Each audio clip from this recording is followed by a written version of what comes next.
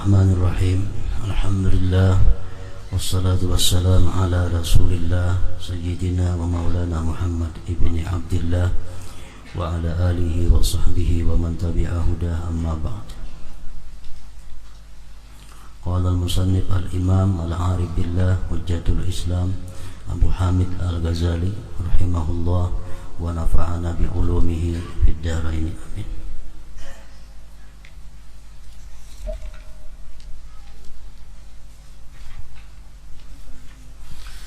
Bab kedua tentang cara amal-amal perbuatan zahir dari salat, mulai dengan takbir dan apa yang sebelumnya.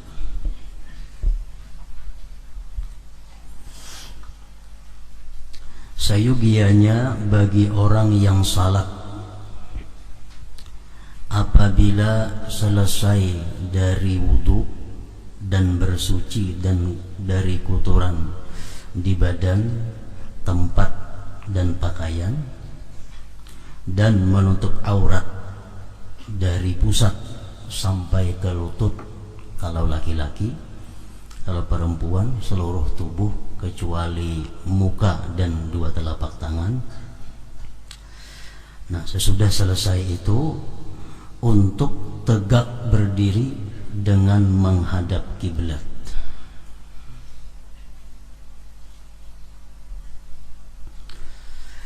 Dan mengambil jarak yang enak di antara kedua telapak kakinya dan tidak mengumpulkan keduanya. Jadi berdiri tegak, lalu jarak antara dua batis itu menurut ulama-ulama fikih menyatakan adalah sekurang-kurangnya 4 jari sampai sekilan. Jadi kita meranggangakan dua telapak batis itu 4 jari paling kada, atau paling lebar sekilan jarak antara dua batis. Artinya jangan kurang pada 4 jari, ranggangnya antara dua telapak batis jangan lebih pada sakilan. Dan tidak mengumpulkan keduanya. Artinya dua batis itu jangan bersantuk. Nah, kalau ada pawaknya, jadi batisnya berait, dua telapak batis berait. Nah, jangan macam itu, ranggangakan. Dan tidak mengumpulkan keduanya. Sesungguhnya hal itu termasuk sesuatu yang menunjukkan atas fikih seseorang. Artinya hendak mengetahui orang itu berilmu atau kada, sembahyangnya itu itihi dua batisnya kayak apa inyama hendak. Bilainya bahasta-hasta parak, nah berarti kada berilmu orang itu. Atau batisnya betatai wara santok kiri lawan kanan, nah itu menunjukkan orang kada berilmu. Kalau orang berilmu itu mesti maandak batisnya itu 4 jari ranggangnya, atau paling ranggang sekilan.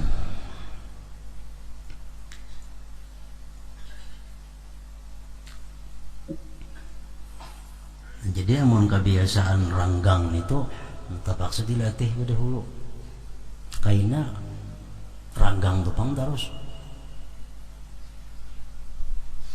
Berpuluh-puluh tahun sudah ranggang itu batis na bahasta-hasta. Lalu mau ubahnya terpaksa perhatian, latihan. Nabi sallallahu alaihi wasallam telah melarang dari merapatkan dua batis tadi, dilarang oleh Nabi. Dan berpincang dalam salat. Yang dimaksud dengan merapatkan adalah menyertakan dua telapak kaki dengan bersamaan. Daripadanya terdapat firman Allah Ta'ala, muqarranina fil asfad, artinya diikat bersama-sama di dalam belenggu. Sedangkan berpincang yang dimaksud adalah mengangkat salah satu dari dua kaki.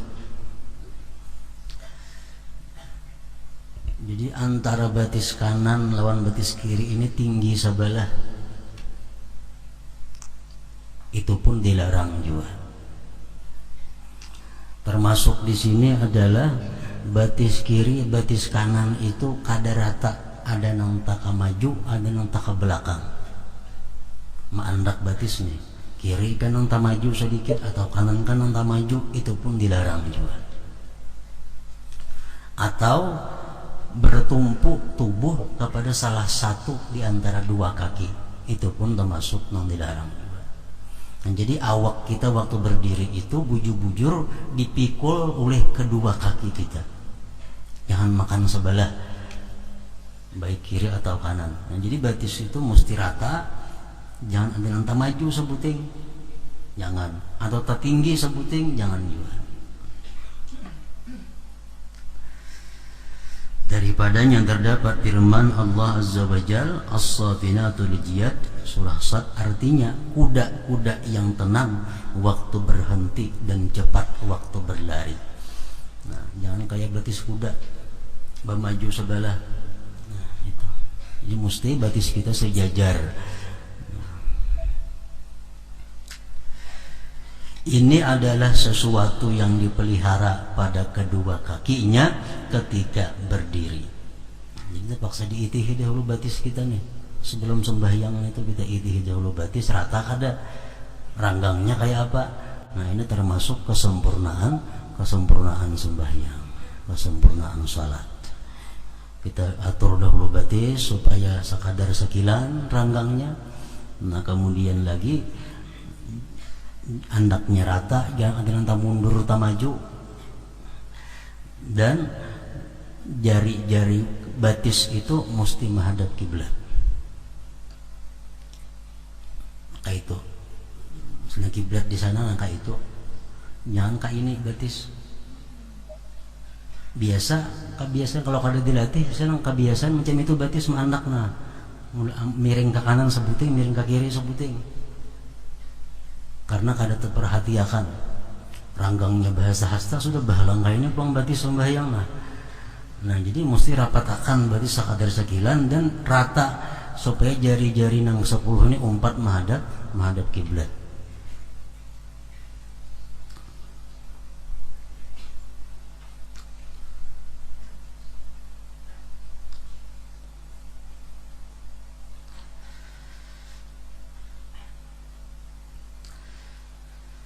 Dan ia memelihara terhadap kedua lututnya dan tulang belakangnya untuk tegak lurus.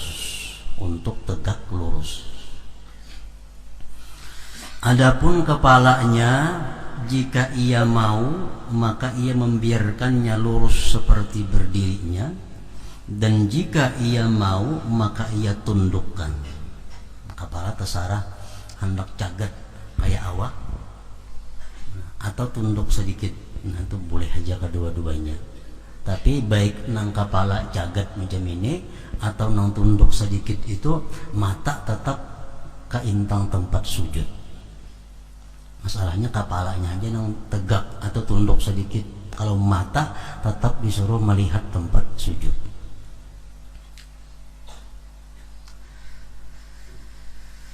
Menundukkan itu lebih mendekatkan kepada khusyuk dan lebih memejamkan pandangan. Hendaklah pandangannya terbatas pada tempat salatnya yang mana ia salat padanya. Jika ia tidak mempunyai tempat salat, maka hendaklah ia mendekat ke dinding atau hendaklah ia menggaris dengan garis, karena hal itu memendekkan jarak pandangan dan mencegah terpecah belahnya pikiran. Dan hendaklah ia menahan pandangannya dari melampaui tepi tempat salatnya, dan batas-batas garis, amunnya digaris. Misal sembahyang di tanah, kalau tidak bisa ngupasahapan, kalau tidak apa garis. Jadi mata kita jangan hendak lewat daripada garis itu. Hendaklah ia terus menerus pada berdiri, demikian juga sampai ke ruku tanpa menoleh ke kiri atau ke kanan. Ini adalah adab berdiri sembahyang itu. Apabila berdirinya telah lurus menghadap dan menunduknya, demikian juga maka hendaklah ia membaca. Sudah berdiri tegak, batis sudah rata, jarak antara dua batis sudah pas dari sekilan atau kurang sedikit, maka hendaklah ia membaca Qul a'udzu birabbin nas sampai habis. Itu sunat surah An-Nas. Artinya katakanlah saya mohon perlindungan kepada Tuhan manusia sampai seterusnya. Maksudnya agar membaca surat An-Nas untuk menjaga diri dari syaitan. Karena kita membaca surat An-Nas itu syaitan lari berjauh daripada kita.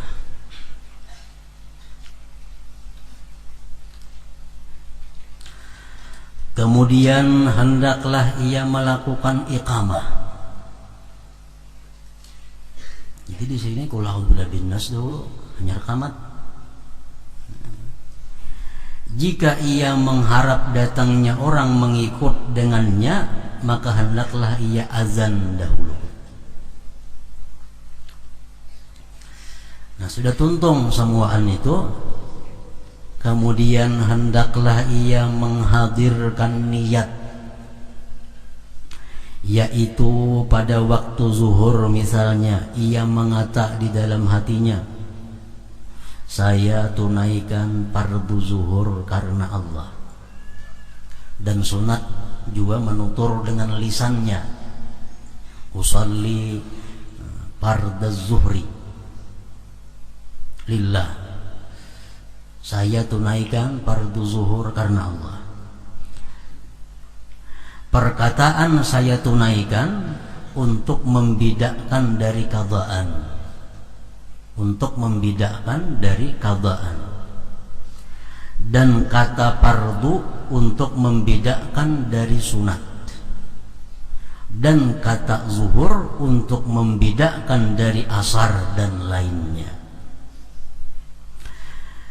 Hendaklah arti lafaz-lafaz ini hadir di dalam hatinya, karena itu adalah niat.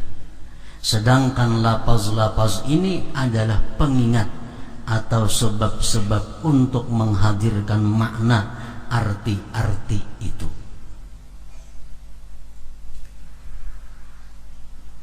Jadi di dalam niat itu nang wajib ada 3 menurut mazhab kita. Yang pertama yang wajib itu adalah usalli, aku sembahyang. Yang kedua fardu. Yang ketiga zuhur atau asar atau maghrib. Adapun yang lainnya itu 4 rakaat tunai karena Allah Ta'ala itu sunat. Makmuman sunat juga, kecuali sembahyang Jumat. Nah makmumannya wajib dibuat, wajib dimasukkan.